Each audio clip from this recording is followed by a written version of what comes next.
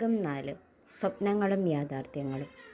അശ്വിനും നന്ദനയും ബാംഗ്ലൂരിൽ ഒരുമിച്ച് ജീവിക്കാൻ തുടങ്ങിയിട്ട് കുറച്ചു കാലമായി. അവരുടെ പ്രണയം കൂടുതൽ ആഴത്തിലുള്ളതും പക്വതയുള്ളതുമായി വളർന്നു. അവർ ഒരുമിച്ച് ഒരു ചെറിയ വീട് വാങ്ങി. അത് അവരുടെ സ്വപ്നക്കൂടായി മാറി. നന്ദന വീടിനെ മനോഹരമായി അലങ്കരിച്ചു. ലക്കിടിയിൽ നിന്നും കൊണ്ടുവന്ന ഓർമ്മകൾ അവിടെ നിറഞ്ഞു നിന്നു. അശ്വിൻ്റെ ജോലിയിൽ കൂടുതൽ ഉത്തരവാദിത്തങ്ങൾ വന്നു.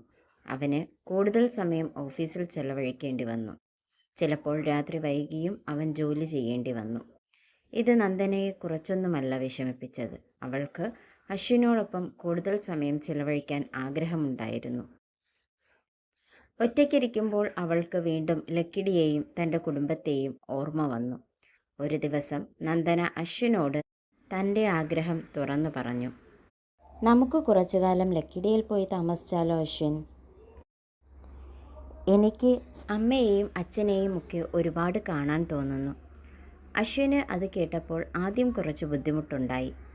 അവൻ്റെ ജോലി അവന് ബാംഗ്ലൂരിൽ ബന്ധിച്ചിരുന്നു. എങ്കിലും നന്ദനയുടെ വിഷമം അവന് മനസ്സിലായി. അവൻ തൻ്റെ ഓഫീസിൽ സംസാരിച്ച് കുറച്ചു ദിവസത്തെ അവധിയെടുത്തു. അവർ വീണ്ടും ലക്കിടിയിലേക്ക് യാത്രയായി. അവിടുത്തെ പച്ചപ്പും തണുത്ത കാറ്റും നന്ദനയുടെ മനസ്സിന് വലിയ സന്തോഷം നൽകി. അവൾ തൻ്റെ കുടുംബത്തോടൊപ്പം സമയം ചിലവഴിച്ചു. അശ്വിനും ആ നാടിൻ്റെ സൗന്ദര്യത്തിൽ ലയിച്ചു. അവർ ഒരുമിച്ച് തേയിലത്തോട്ടങ്ങളിലൂടെ നടന്നു. അരുവികളിൽ കുളിച്ചു. നാടൻ ഭക്ഷണങ്ങൾ കഴിച്ചു.